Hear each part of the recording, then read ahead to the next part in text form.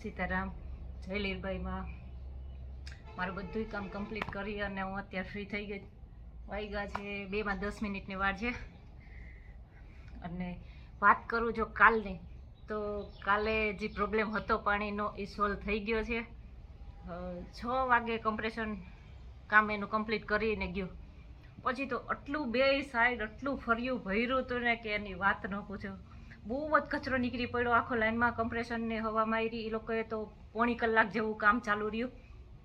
પછી કમ્પ્રેશન ગયું, પછી 2 ફરિયાદ ધોયા. મેં લગભગ હું 8:45 વાગ્યા સુધી કામ કરતી હતી, કેમ કે એક્સ્ટ્રા કામ હતું. એટલે સવારે જે હેલ્પર છે એ લોકો કામ કરવા તો આવે છોકરીઓ, પણ આપણું કામ એની ઉપર એક્સ્ટ્રા નાખવું એ બરાબર ન કહેવાય. તો મને નથી લાગતું હું એને એક્સ્ટ્રા કામ ક્યારેય કહેતી હોય. હા, પૈસા આપી દે, પણ તો પણ એ લોકોને એ બધું જે પાઇપમાંથી નીકળ્યું હોય ખરાબ કચરો ને એ એની પાસે સાફ કરાવવું એ યોગ્ય નથી. જ્યાં સુધી થાય આપણાથી ત્યાં સુધી કરી લેવાનું. તો મેં મોટર ચાલુ કરી, નળી ચાલુ કરી અને 2 ફરિયાદ ધોઈ નાખ્યા, આખા બારે કચરો કાઢી નાખ્યો. એટલે 8:45 સુધી મારું કામ ચાલુ રહ્યું રાતે. ફાઇનલી એ પ્રોબ્લેમ સોલ્વ થઈ ગયો ને આજ સવારથી કેરી ઉતારતી હતી ને એ બધું કામ કરતી હતી. હવે ફ્રી થઈ ગઈ છે. બસ જો હવે રેડી થવા જાઉં. સન્ડે મારા માટે એવું નથી રેસ્ટ ડે, આરામથી સૂઈ જાઓ. મને એવું નથી ગમતું. સન્ડે છે, અમે બધાય પિક્ચર જોવા જઈએ છીએ. એ તમને કાલના બ્લોગમાં મળશે જોવા. આજે તો ત્યાંનું શૂટ કરીશ તો એટલો ટાઈમ નહીં રહે. એ તમને આવતીકાલના બ્લોગમાં જોવા મળશે. આજે હું મારું કામ કમ્પ્લીટ કરી અને રેડી થઈ જાઉં. બસ હવે હમણાં રેડી થઈ જાઉં. 10-15 મિનિટ લાગશે.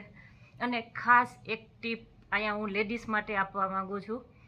વધારે પડતા મારો બ્લોગ લગભગ લેડીઝ જોવે છે. આઈડી ભલે એના હસબન્ડની હોય અથવા છોકરાની હોય, કોઈ નામથી આઈડી બનાવી હોય, જેન્ટ્સના નામથી, પણ લગભગ લેડીઝ જોવે છે. ઘણા બધા એના નામ પણ એમાં લખે છે લેડીઝ, કે હું આ બેન બોલું છું, કે આ બેન લખું છું, કેવી રીતે. તો એક ખાસ એક રિક્વેસ્ટ કરીને કહું છું, થોડુંક પોતાના પ્રત્યે પણ પ્રેમ રાખો, થોડુંક પોતાની જાતને સાચવો. હું પણ આખો દિવસ કામ કરતી હોય, પણ તડકામાં કામ કરો કે ગમે ત્યારે આમ તમારા સ્કિનનું, તમારા પોતાનું ધ્યાન રાખીને કામ કરો. ખાસ કરીને સ્કિનનું ધ્યાન રાખીને કામ કરો. હું જ્યારે પણ કાલ પણ આખો દિવસ હું દોડાદોડી હતી. આજ સવારથી પણ હું કામ કરતી હતી. આંબા ઉપર ચડીને કેરી ઉતારી, આખી ભરાઈ રહી હતી, ધૂળ ધૂળ માથું ને. તો પણ જ્યારે પાછું કામ હોય ત્યારે એ આપણું રૂટીન જે હોય એ કમ્પ્લીટ કરીને પછી કામ કરો. હું સવારમાં જ ઉઠીને સનસ્ક્રીન લગાડી લઉં મારા ફેસ ઉપર. અને કંઈ એવું કામ કરતી હોય ત્યારે માથામાં તેલ નાખી લઉં. નારિયેળ તેલ જ યુઝ કરું છું. ઓલું ઘણી વખત છે ને, કામ કરતા હોય ને તો એ લોકો શું કરે, ધ્યાન ન દે પોતાની જાત ઉપર. અને રેડી થઈને ક્યાંક જવું હોય તો કે હું સારું લાગવું જોઈએ. એવું નથી હોતું. તમારે સારું લાગવું હોય તો રોજે રોજ તમારી સ્કિનનું, તમારા હેરનું ખાસ ધ્યાન રાખવું જોઈએ. હું તો બહુ જ રાખું છું, કેમ કે હું મારી જાતને લાઈક કરું, મારી જાતને લવ કરું છું. એટલે થોડુંક મને ગમે છે, હું મારી પોતાની જાતને થોડુંક ધ્યાન રાખવા માનું છું. જમવામાં ખાસ કરીને ફિટનેસ ઉપર વધારે ધ્યાન દઉં છું. કામ તો એટલું જ કરું છું. બધાય લેડીઝ ઘરમાં કામ કરતા જ હોય છે. ઘણા બધા લોકો હવે તો એક્સરસાઇઝ કરવા જીમમાં ન જવું પડે, એટલે ઘરમાં પણ બધું કામ કરતા હોય છે, જેથી કરીને ઘરનું કામ પણ થાય અને એક્સરસાઇઝ પણ થાય. એટલે ઘણા બધા લોકો ઘરનું કામ હાથે જ કરતા હોય એની પોતાની મેળાએ જ. તો થોડુંક કામ કરતાં કરતાં આ પણ ધ્યાન રાખો. સવારે ઉઠીને તરત જ ફેસ ઉપર સનસ્ક્રીન લગાડી લ્યો. ભલે તમે ઘરમાં અંદર ને અંદર કામ કરતા હોય છતાં પણ. ને ઘણા તો એમ કહે છે કે, મેં ઘણા બધા લોકોને રૂબરૂ પણ આ વાત કરેલી છે, તો એ લોકો શું કહે, હવે શું. પણ એવું નથી. હવે શું નહીં, ગમે ત્યારે તમારે પોતાનું ધ્યાન રાખવું. કોઈ પોતાની જાતને પ્રેમ કરવા માટે અથવા પોતાની જાતનું ધ્યાન રાખવા માટે કોઈ ઉંમર નથી હોતી. પ્લીઝ લેડીઝને સ્પેશિયલ રિક્વેસ્ટ કરું કે થોડુંક પોતાની રીતે પોતાનું ધ્યાન રાખો. અને જ્યારે તૈયાર થઈને બહાર નીકળો ત્યારે એમ કહો કે એને શું કામ છે, કે એ તો સારું જ છે, કે એ તો સરસ જ છે. એવું નહીં. તમે પણ તમારી રીતે તમારું ધ્યાન રાખો તો સરસ જ લાગશો તૈયાર થઈને નીકળો ત્યારે. એટલે આજની એડવાઇસ અહીંયા પૂરી કરું અને હું જલ્દીથી તૈયાર થઈ જાઉં, કેમ કે મારે 2:15 વાગે 2:20 જવું છે.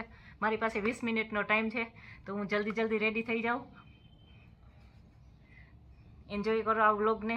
Thank you, bye bye. અહીંયા હજી કાલે પાણી ભરાતું હતું ને પ્રોબ્લેમ થઈ ગયો હતો. એ સાંજે 6 વાગે છે આવ્યા ભાઈ લઈને, ઓલું મશીન કમ્પ્રેશન લઈને આવ્યા. તો એને પછી અહીંયા આ જ ઓલા ઉપરથી હવા મારી ને તો આખી લાઈન સાફ થઈ ગઈ.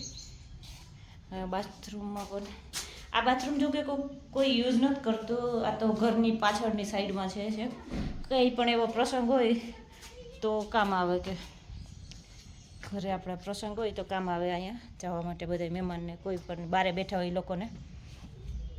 આ તો કાલે આખું આટલું ભર્યું હતું ને અહીંયા બધુંય. મારે લગભગ 8:45 સુધી કામ ચાલ્યું.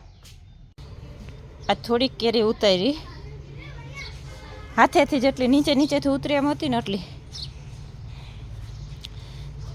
ઓલી આટલી પાકી જાય તો આટલી પાછી પાકવા મૂકી દો. અમુક તો બહુ મોટી મોટી છે.